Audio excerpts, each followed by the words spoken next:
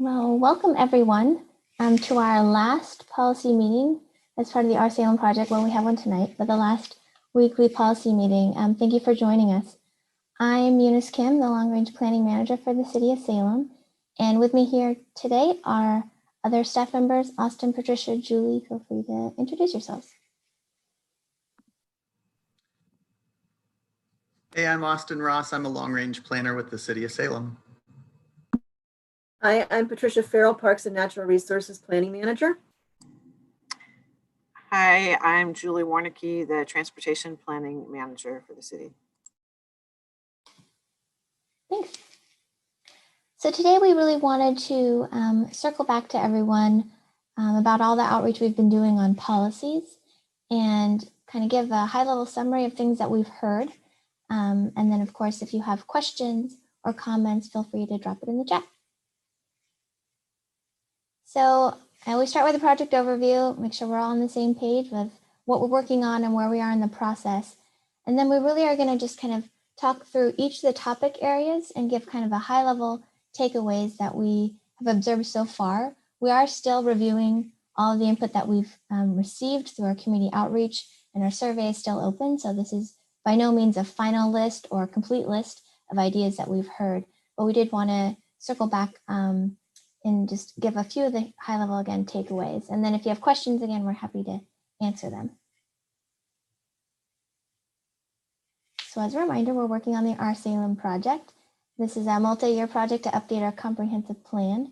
That is the document that really has high level goals, policies, and a map that will guide how we grow and develop in the next 10, 20, 30 years. We have been talking weekly about different topics, and so the comprehensive plan does cover a very broad range of topics from housing to economic development, natural resources, transportation, and so we'll touch on all of those today.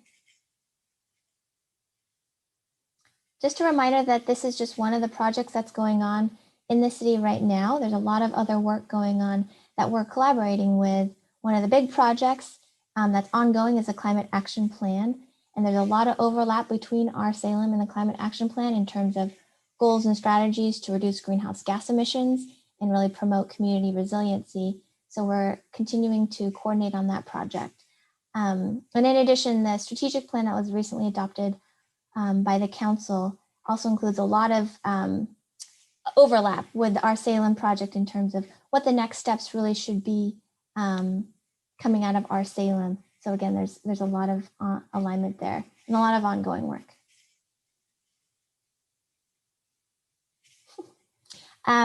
So where we are in the process, we started this process, the very first phase actually in 2018.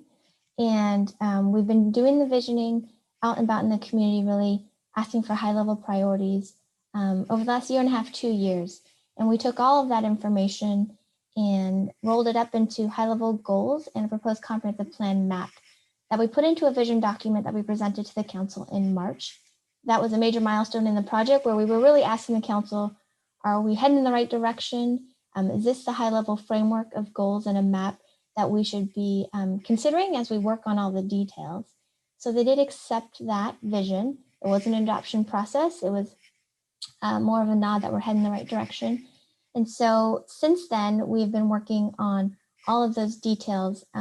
These weekly policy meetings have largely focused on policies. And so we're trying to make sure that the draft policies that we have are really reflect the community's ideas, and where they don't, make revisions and then make additions to kind of our list based on research that we've done in other communities and, again, testing those ideas in the community. So these policy meetings have been an opportunity for us to really dive into the details of the policies.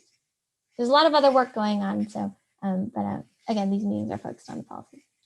So this is just the vision statement from the document, the vision statement from the vision document, and it really touches on a broad range of, again, shared priorities that we've heard from the community. So you'll see references to affordable housing, safe mobility, businesses, diversity, and the environment. And this is really, again, the high-level statement that our goals and our policies are looking to support. So this is just a chart that we started these meetings in late March. And this is our last one. We'll have the final one this evening at 5:30. You're welcome to join us. But I appreciate everyone who's joined us. We've done some fun interactive polling. We've had a lot of great discussions, a lot of good questions. I appreciate all the staff from across the city has really joined in, as well as Chariots who participated in these meetings have been really informative for us. And hopefully you found them interesting as well. So again, today we're just going to summarize by topic some of the ideas that we've heard. You'll notice some of the, or you'll recognize some of the policy ideas. We're kind of reflecting back ideas that had a lot of support. And but the meeting or the summary today that we're providing doesn't just reflect the policy meetings. While we had pretty good attendance at these, we've also had a lot of interactions with the community, both in the survey and then in community organization meetings, whether it's neighborhood associations, business organizations, communities of color, kind of our other outreach. And so we're trying to kind of bring that all together and report back a little bit of what we've heard. So the first topic we talked about in our policy meetings really focused on equity and engagement. And through our surveys and all of our outreach, there's been pretty broad consensus that it's really important that we focus on equity, both in terms of how we do our work and the outcomes of our work. So for example, we had some policy ideas related to how we do our outreach. So not just this project, but projects citywide, decisions made citywide. You know, should we be expanding opportunities for folks in the community that maybe aren't typically at the table to participate in those decisions? And there's been broad support for that idea. That could include, you know, lower income folks, communities of color, our tribes. So that's one idea that has gotten a lot of support, including youth. We did ask a lot about, should youth really be, should we be having specific opportunities for youth in our community to participate? And that was also widely supported. The second idea here that we tested and had a lot of support was just making sure that when we actually make decisions, we are thoughtful and we're considering what the impacts of those decisions are, so that the people that are benefiting isn't just one section of the community, and the people that are potentially being burdened, again, isn't one section of the community. And I think a lot of that has to do with us taking a look at being thoughtful in the decisions that we make and understanding and talking to the community, what are those kind of unintended consequences that maybe we haven't thought about before, but should be thinking about. And the last idea really is about communicating with different groups in the community and asking them, you know, what is the best way for us to reach different groups in the community, and how do you want to be reached? How do you want to participate? There's a lot of support for, you know, making sure that we as a city are flexible. It's not a one size fits all outreach that we do. So we're not just assuming everyone can come to kind of your traditional open house at 6:30 in the evening at the library. Maybe for some, you know, a Facebook Live event during the day is a better avenue. Maybe some we want focus groups. And so that's something that we're doing now. And I think that there's been support to have a policy that's in the actual document. And so this kind of fits along the lines with what I was just talking about, the idea of we really need to have an equity lens throughout our work as a city, and we really need to have tools to make sure that equity work happens.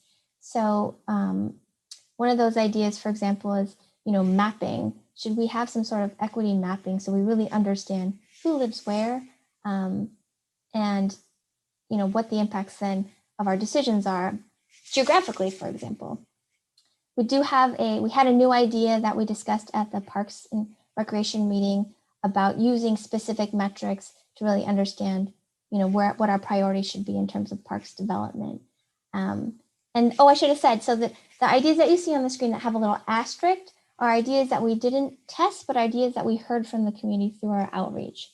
So displacement is an idea that we have heard is a concern throughout the community, whether it's displacement from housing or even businesses. And we've heard that we should be really understanding the potential for displacement when we make our decisions. And so that's something we're thinking about potentially making a new policy. So housing was the second topic that we covered. And housing affordability, I think by and large, one of the biggest priorities that we've heard throughout the community, throughout our outreach, and in all of our kind of policy discussions. Affordability comes up. It's also tied with understanding and addressing the needs of our unsheltered residents here in Salem.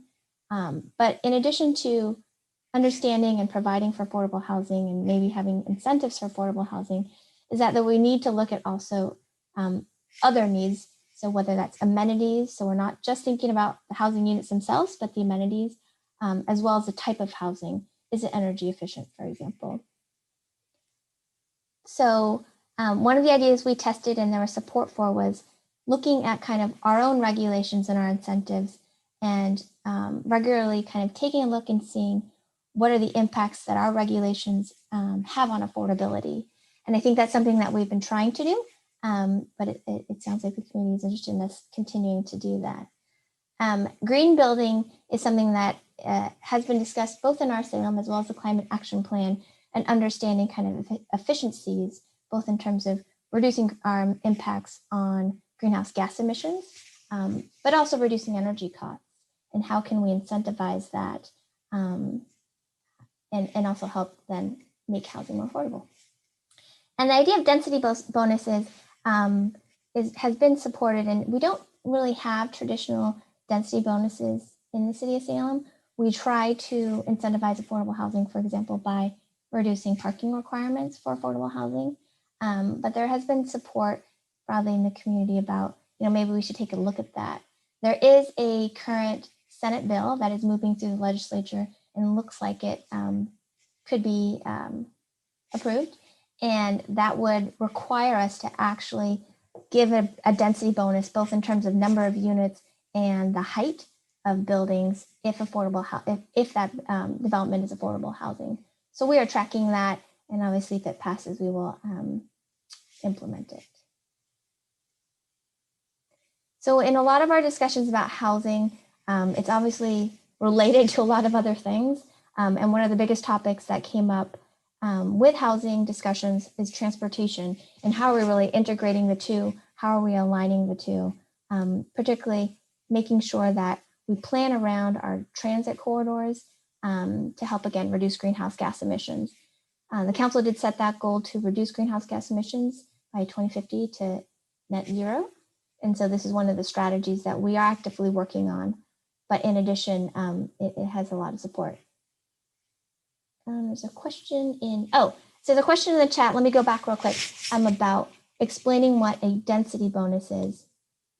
So a density bonus, for example, is saying right now our maximum density in the RM2 zone is 28 units per acre. A density bonus could say, if you develop affordable housing, if the units are affordable, you could actually do like 35 units per acre. Or it could say, the height limit's 50 feet, but if you do affordable housing, you can go to 65. So it's saying, if you provide affordable housing, you can essentially develop more. Does that explain it, Jim? Great. So the idea of planning our development and our housing around transit has received a lot of support for a lot of different reasons, one of which is to reduce our greenhouse gas emissions. Which the first two really here are exactly that, really making sure that our land use patterns and our transportation system are aligned. And we've been doing that through the mapping portion of our Salem project, where we're trying to really incentivize and allow mixed use along our frequent transit corridors. And then this asterisk really is, we've heard a lot that we should then, in addition to just kind of making sure that housing and transit are aligned, but actually provide a lot of support to the transit district. Chariots obviously runs the transit system, not the city.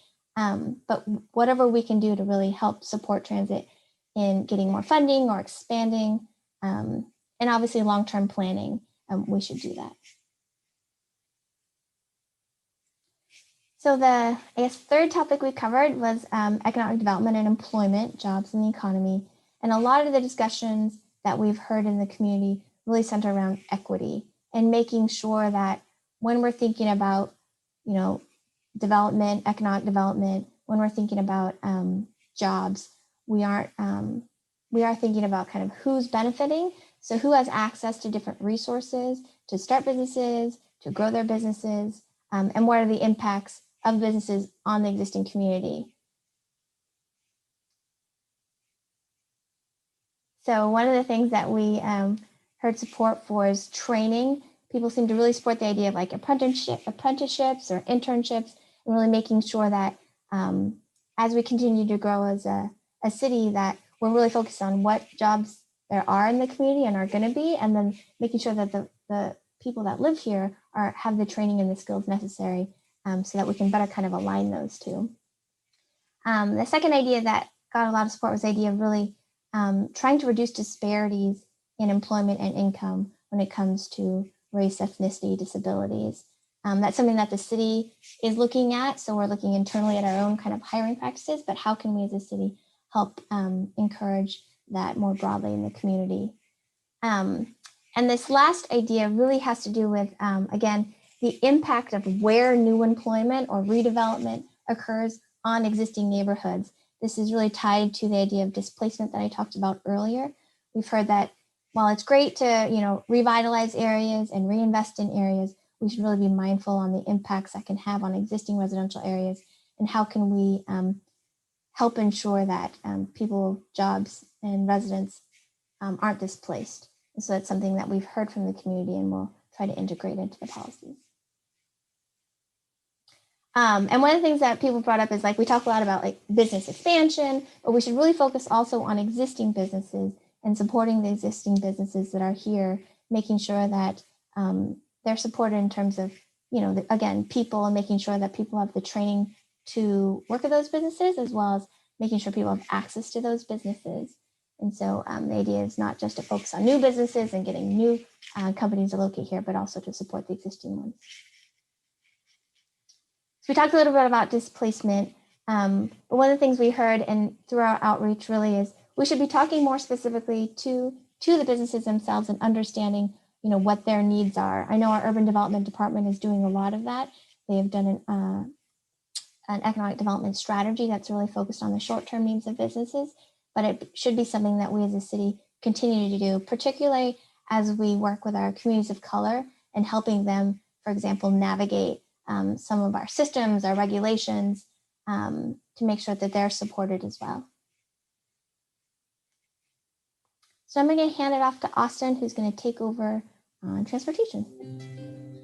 Thanks, Eunice. So transportation was one of the more lively conversations we had. It was a really good meeting. So I want to talk through a couple of the takeaways that we've gotten from the outreach we've been doing on that topic. The first one is about making sure we're providing a complete range of options to support mobility.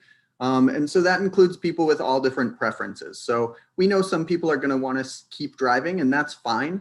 But we recognize that by supporting some other modes of transportation as well, that helps reduce congestion for the people who do prefer to drive.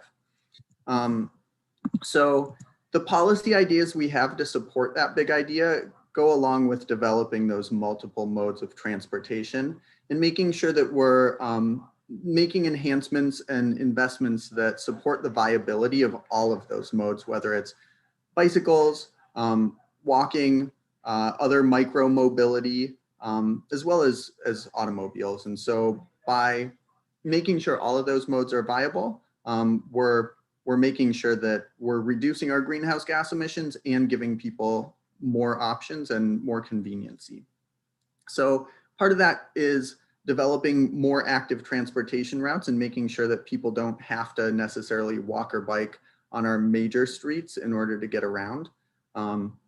It also includes exploring ways to make sure our transit system is efficient and operating well. So whether that's through giving them signal priority at stoplights or making sure they have dedicated lanes in certain locations, that helps support more people to choose transit, which also helps people who choose to drive because there's less traffic, right? So the next transportation big idea we've heard is that the climate is important. We know that transportation is the primary source of greenhouse gases in Salem. And so reducing our reliance on driving will help us reduce our greenhouse gas emissions. So the policy ideas we have to support that are, the first one is about reducing our reliance on single occupancy vehicles as the dominant means of transportation. Again, we recognize that it'll still be an option that some people want to use, but making sure that other options work is important. The next one is about identifying location or programs that can help us reduce congestion. So transportation demand management is what we call that. So even making small changes to reduce our highest peaks in terms of congestion can make a really big difference. And we know that when cars are stopped in traffic, they're creating emissions without getting people where they need to go. So to the extent that we can reduce that congestion, that'll help. And then the last new idea that we heard from the community in this regard is about electric vehicle charging stations.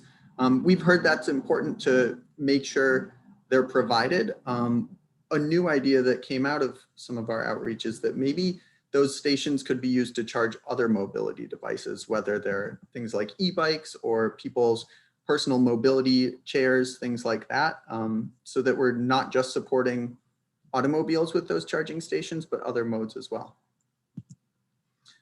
So the next topic I'm going to talk about is parks and recreation. And the first big idea I wanted to report back is about making sure we're prioritizing our resources. We know we don't have all the funding in the world to dedicate to parks. And so one of the things we heard was that a high priority should be put on developing new parks and improving underdeveloped parks before we work on some of those other amenities that would be nice to have, but aren't quite as vital. So some policies we have that support this idea are making sure we're providing an equitable distribution of parks. So looking at areas that are currently underserved or areas that serve a large number of people but don't have a whole lot of access to parks. And so making sure that we're doing that equitably is important when we're looking at new parks or where to reinvest. Also, reinvesting in our existing parks was a priority. And so making sure that parks are serving the maximum number of people, serving people of all ages and abilities, that's an important thing. So we wanted to highlight that we have a policy idea about reinvesting in existing parks. And then an idea that came out of one of our policy meetings about this was that maybe public-private partnerships could help us maximize the impact of our limited resources. So that's an idea that we'll look into, consider, and see if it's right for this community. The next big idea that we heard was about variety of parks. So right now we kind of have the traditional neighborhood, community, regional park sort of an idea, but maybe there's room in Salem for other types of parks, whether they're pocket parks that are just small parks that are maybe on a single lot in a neighborhood, or maybe keeping more park areas natural, maybe some linear parks, whether that follows the course of a creek or connects to larger parks together, but making sure that we're serving more people of all ages and abilities with those. So our policy ideas that support those things are providing a different array of park types, looking at innovative new park types, kind of what I was talking about with pocket parks or potentially linear parks, and then making sure that we're implementing universal design in our parks. So making sure that people of all ages and abilities find parks welcoming and friendly. So the next topic is the environment. I think we have a few different ideas for this one. So the first is about natural resources. We heard that it was really important to make sure we're protecting our natural resources in Salem, especially waterways and riparian areas. So we have some policies about that. The first is sort of a broad statement that we should be protecting our resources, and then it gets a little bit more specific to riparian areas and making sure that we're protecting and restoring degraded ones, making sure that we're protecting habitat for native plants and wildlife. And then a new idea that we heard was that it might be worth looking into how we can reduce the use of herbicides and pesticides, because that can affect our our natural areas and our riparian areas with runoff, and when people try to control invasive species, that can be an issue. The next big idea was just about making sure Salem is more resilient to both sudden disasters, but also the slower effects of climate change. And so making sure that we're prioritizing all of that. So the ideas we have to support that are, the first one's just about broadly working towards resiliency. So whether that's making sure we're minimizing or mitigating impact to public health, our natural systems, and the community broadly. That one gets at maybe more of that slow change sort of stuff. The seismic upgrades gets at making sure our infrastructure is ready for those disaster events, and making sure that our city is resilient in the event of a sudden impact. And then the one about hazard awareness is making sure that it's not just the city and our infrastructure that's ready, but making sure the community is ready and aware of the potential for threats. So we already do a lot of outreach about this. We, during our meetings, had some good information about what the city is doing, but we recognize that maybe we could do additional outreach, especially among vulnerable populations. So people who maybe are more at risk than others, or are less aware because the city hasn't been doing outreach in as many languages, or things like that, where we could go further. The next idea is about environmental justice and making sure that those who are most vulnerable or are already being affected by environmental changes are being supported. And so we have a policy about equity as it relates to the environment, and making sure that the work we're doing around climate protection is spreading benefits and burdens equitably, making sure that one group isn't impacted unduly. And then a couple ideas that we've heard from the community that we're considering are about centering environmental racism in the conversation about climate change mitigation and adaptation. So we talk a lot about how to reduce our greenhouse gases and how to adapt, but making sure that we're also recognizing the history and the race implications of all of that, and making sure that that's a consideration. And then understanding that air quality is an equity issue that may affect low-income communities more so than people who live in higher income areas. So recognizing that decisions that we make, especially along our major corridors, can have different implications for different groups is important, and how we can mitigate that is something to consider. So the last group of, or the last topic we'll go through is our public facilities and services. And so the first big idea we've heard from this is that making sure our clean, safe drinking water is a priority is really important. This is already something, obviously, that we really want to make sure we're doing. Clean, safe drinking water is essential. And so we already do quite a bit, but putting these policies into our comprehensive plan sort of makes it more stable as a priority well into the future.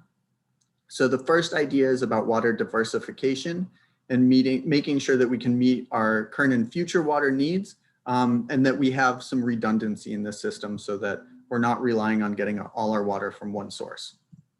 The one about water quality is about making sure that we meet all our regulatory standards. Again, this is something we already do, but making sure we're prioritizing that is something that we've heard is important. So that's a policy that we want to look at keeping as we go forward.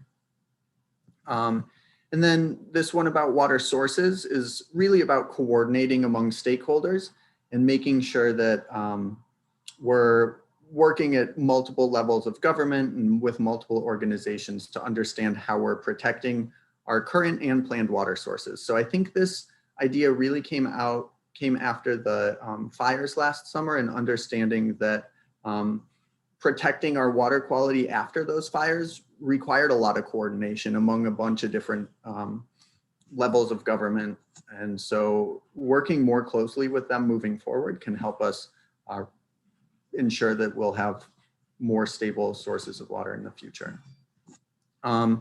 So I did see a question in the chat, and it's about a tie between environmental protection and upgrading our stormwater treatment and the ability to remove urban pollutants. I think that makes sense. It looks like Patricia maybe has addressed that, so I appreciate that. Thanks, Patricia. The next big idea is about community space and that there's a need for it throughout Salem for a variety of reasons. And so we have a few different ways at trying to get it, providing more community spaces. The first is about making some private spaces more public. So encouraging businesses, schools, and other organizations to provide community spaces within their facilities. So if you think about like Broadway Commons, that's private property, but there are definitely opportunities for the public to host meetings there and things like that. The next one is about encouraging the development of more community centers. So these would be public spaces all the time, and making sure that that's a priority that we're supporting. And then the last one is about encouraging our campuses across Salem, whether they're academic or otherwise, to really be providing amenities and services to their surrounding neighborhoods. And so making sure that hopefully there's meeting spaces or some other community spaces within those places. Somebody's mentioning, yeah, branch libraries are a good option as well. So making sure that we're addressing that in a number of different ways is kind of what we're looking at here. The next big idea is about food access and making sure that it's addressed in a variety of ways, addressing fresh food access specifically. So we have a few different policies. One is about encouraging more grocery stores, co-ops, things like that. And maybe that means changing what we allow in some areas in terms of land uses to make it possible to have a grocery store. So that's an idea that maybe goes along with our neighborhood hub concept. The one about locally grown food, obviously supporting our local agriculture system is a great way to help reduce food insecurity, increase access to fresh food. So promoting farmers markets and community gardens. And then the last one is about looking at ways to support urban orchards. And that doesn't necessarily mean a group of trees within Salem that are all producing fruit. It might just mean some of our street trees produce fruit, or trees in our parks produce fruit. And so how can we inventory those and then understand how we can utilize the food that they're producing to help reduce food insecurity. Then there were a few other ideas that didn't necessarily fit into one of these broader big ideas that we still wanted to make sure we were talking about. And so the first one is about internet access and just increasing the availability of that. So one way the city can do that is by looking at increasing the availability of public internet access, whether that's Wi-Fi, hotspots in certain areas that are accessible to the public, or making more computer stations at libraries, things like that, but creating more opportunities for people to have public internet access.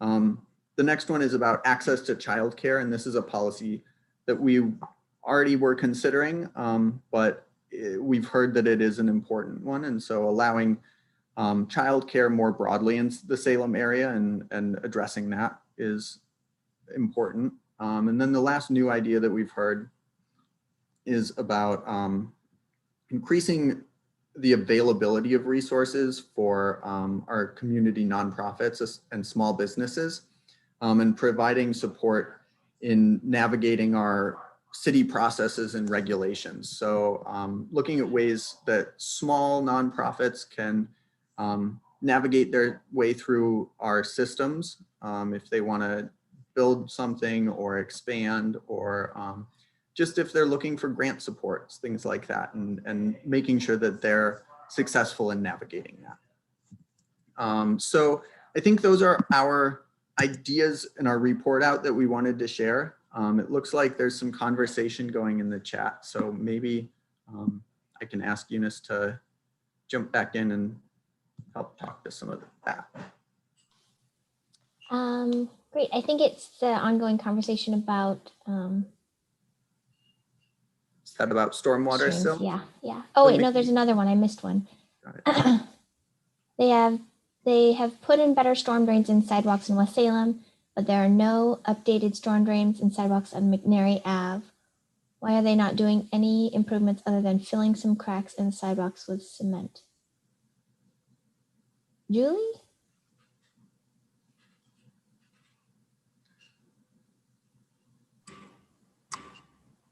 Sorry, you asked me.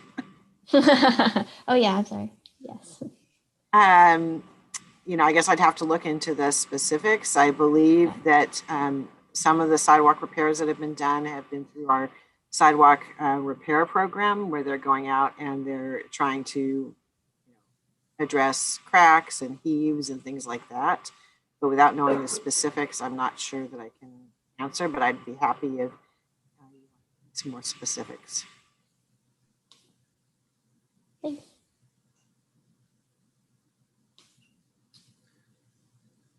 There's a comment, bring open.org back. Not familiar with that.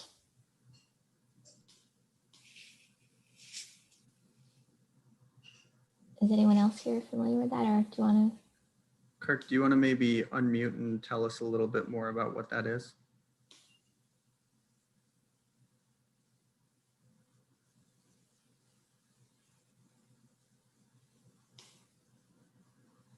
All right, well, we'll have to We'll check it. Google it. Exactly. So it, got it. Oh, thanks, Mike. Salem's internet service. Okay.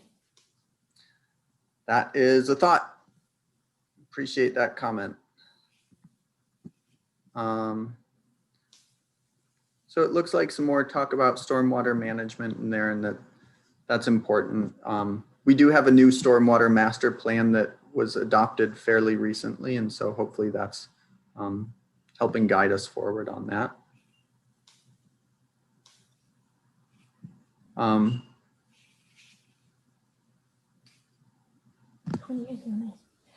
there any other questions or comments? Or ideas you want to make sure we don't miss? Yes, of course. Go ahead, Jim.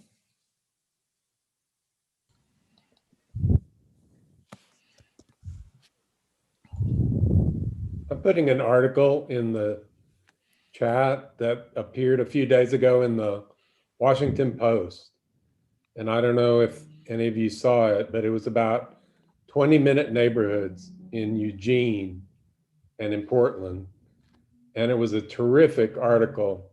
I think young people are going to flock to Eugene after reading how they're so committed to 20-minute neighborhoods, which means you can walk or bike, you know, to get groceries, coffee, library, you know, whatever you need without a car.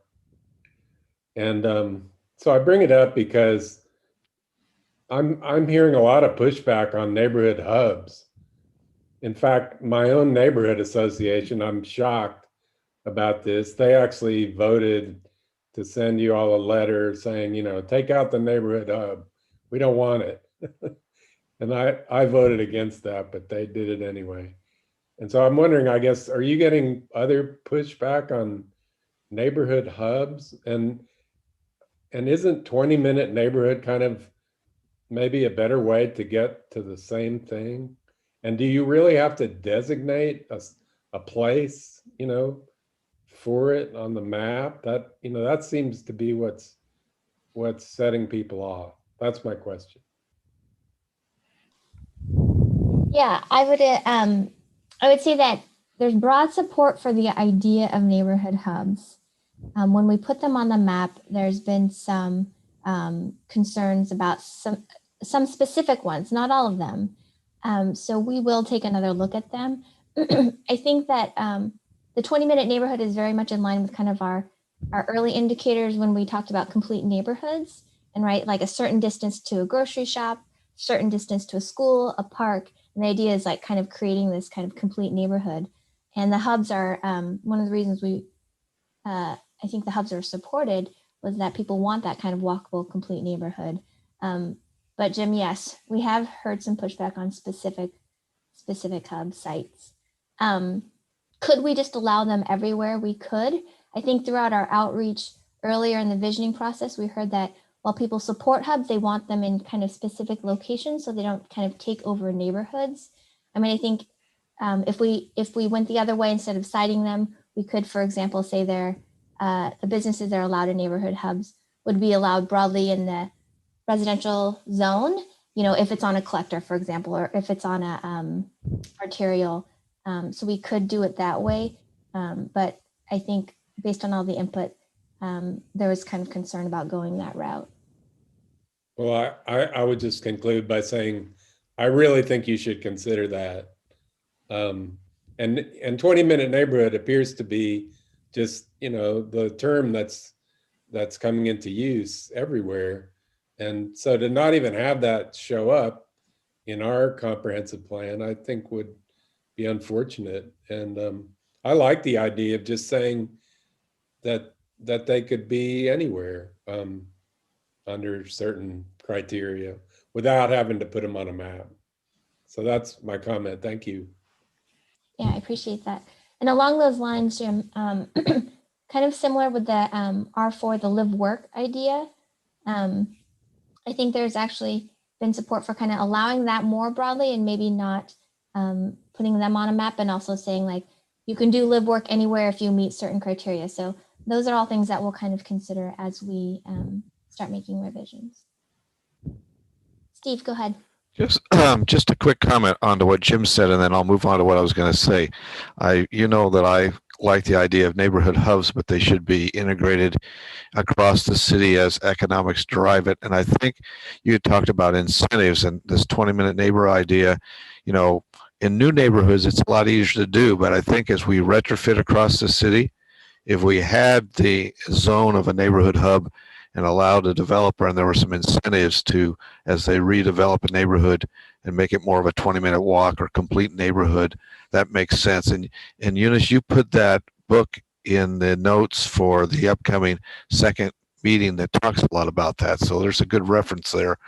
But I was going to say on the building height issue, I think the question I have, or maybe the suggestion, is there's got to be some trade-off discussion or how we do this in the planning process, because there are some neighborhoods where that would shade a neighborhood, adjacent neighborhood, meaning that energy costs would go up for those adjacent properties. And I mean, you know, South Commercial, what's proposed along South Commercial in some of those areas, they have really close houses. So I don't know, you know, I think building height and density makes sense, but there's got to be some sort of balancing, and I don't know how you put it in the regulations, but it would be nice to see somewhere where you from based on the ideas and the feedback you had, some priorities so that the planning people have a little flexibility.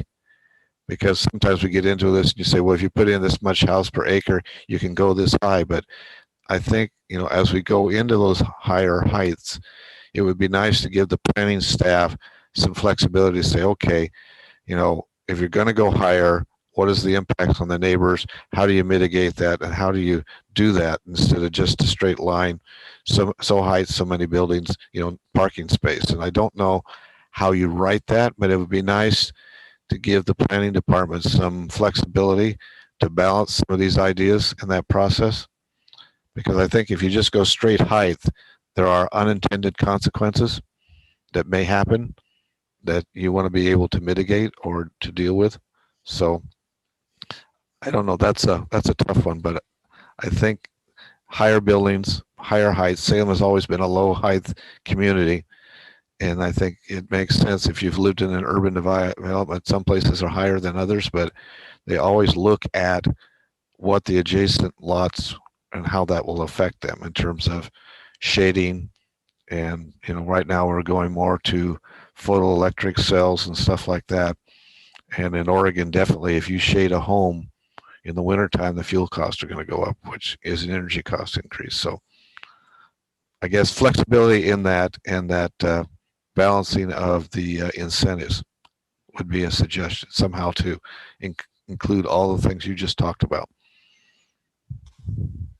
Yeah, I appreciate that comment. I think, you know, we did through the mixed use 1 and 2, the zones that we created, talked a lot about kind of shadows and impacts of height on adjacent neighborhoods. And we really tried to create the flexibility with heights being related to setbacks.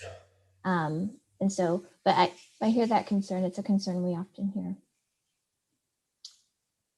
There's a comment here. Will the city of Salem work with the federal government and local utilities to determine the best location for electrical vehicles, scooters, bike charging stations within the urban growth boundary? Yes, I think we've started already having those conversations. Julie, did you want to? Yeah, through the, with the work on the climate action plan, we have been having conversations about how best to make those determinations. I don't know if it's the federal government, definitely local utilities. There may be some expertise at the Department of Transportation or Department of Energy. So we will be reaching out to them. We also work with the vendor. So right now, Blink is the operator of EV charging stations that we have on city property.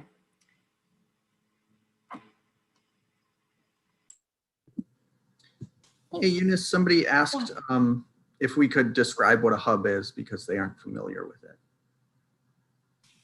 Go ahead, or do you want me to take it? I can do it. Yeah.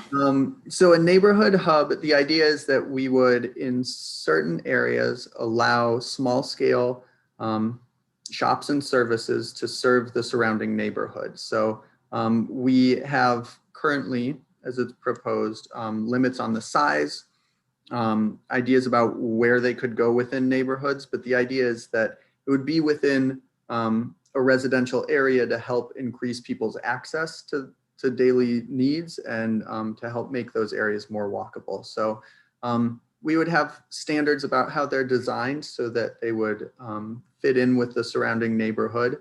And the zone that we're proposing would allow for businesses, but it wouldn't require existing homes to convert into businesses, and it wouldn't require properties to develop with businesses. They could still be built with single family homes. So it's just expanding the opportunity in certain locations within neighborhoods to give people a chance in the future to have a little bit more walkable neighborhood.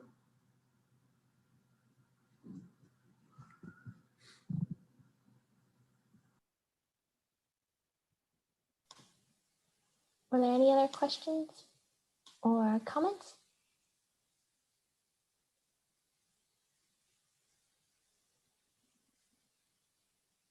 I should say that there's a lot of ideas, again, that are related between the climate action plan work that's happening.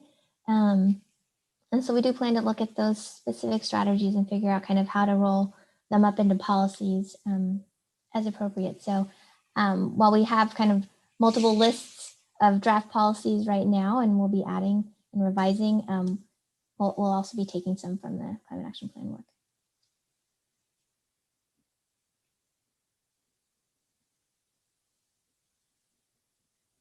No other questions?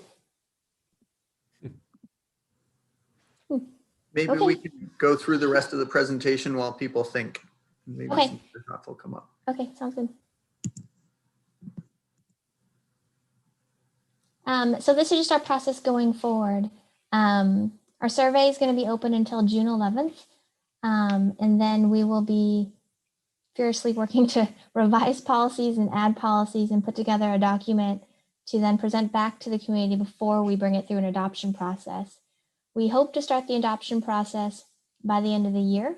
Our target date for a work session with the Planning Commission and City Council is in October. So we would hope to get all of that work done and available to the public before that work session. That's the goal. So you can still provide input. I think we've had about 150 roughly people take our survey so far, so please feel free to spread the word. Or if you just have additional comments, it's a great place to add comments because we will be reading through all of them. And then there's just a lot of other work going on. Last week, instead of a policy meeting, we held a zoning forum because there's been a lot of questions about the proposed zoning changes and the interactive map. Those meetings were recorded and are available online. We're also working on an FAQ to help answer some of those questions. The presentation is also online as a PDF. So we'll be taking comments on that interactive map through, again, June 11th, same date as the survey closes, and then we'll be working on revisions. In addition, we have our zoning subcommittee that's focused specifically on zoning code changes. So heights, setbacks, densities, parking, as it relates to greenhouse gas emissions and reducing greenhouse gas emissions, particularly from transportation. The next subcommittee meeting is actually tomorrow. So those will be, they're open to the public. You can submit comments, you can participate, you can watch online.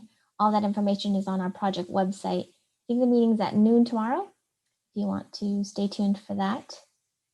And there's a comment. Oops, let me see if I can go back. There's a comment or a question. Have you had engagement with the BIPOC community yet? Yes, we have been engaging our different communities of color throughout the process. We've gone to meetings and discussions with like the NAACP, for example, Salem for Refugees. We had a meeting in Spanish a couple weeks ago. We had a Facebook Live event with the Pacific Islanders. So we are continuing to engage with the BIPOC community in a variety of ways.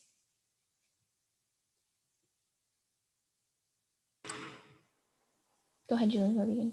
I was just seeing the question in there about whether or not the city is in discussions with last mile providers, like rideshare, bike, scooter share companies, et cetera. There is a nonprofit that launched bike share in the city. It's called Ride Salem. However, with COVID, Zagster, who was providing the equipment, pulled out. I know that they are still working to relaunch. We, definitely are in conversations, but we are not ourselves the offerer of the service. The same with scooter share companies. We are we're working on drafting regulations that would, provide guidelines for such services, even when they are ready to come to the city. Once again, we were having a lot more conversations with providers before COVID hit. And so that sort of slowed down a bit with COVID considerations.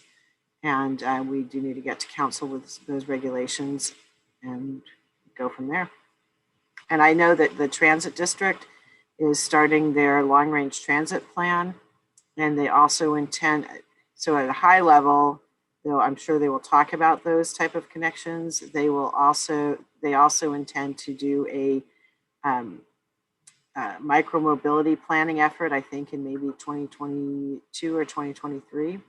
So there will be continuing discussions about that last mile effort.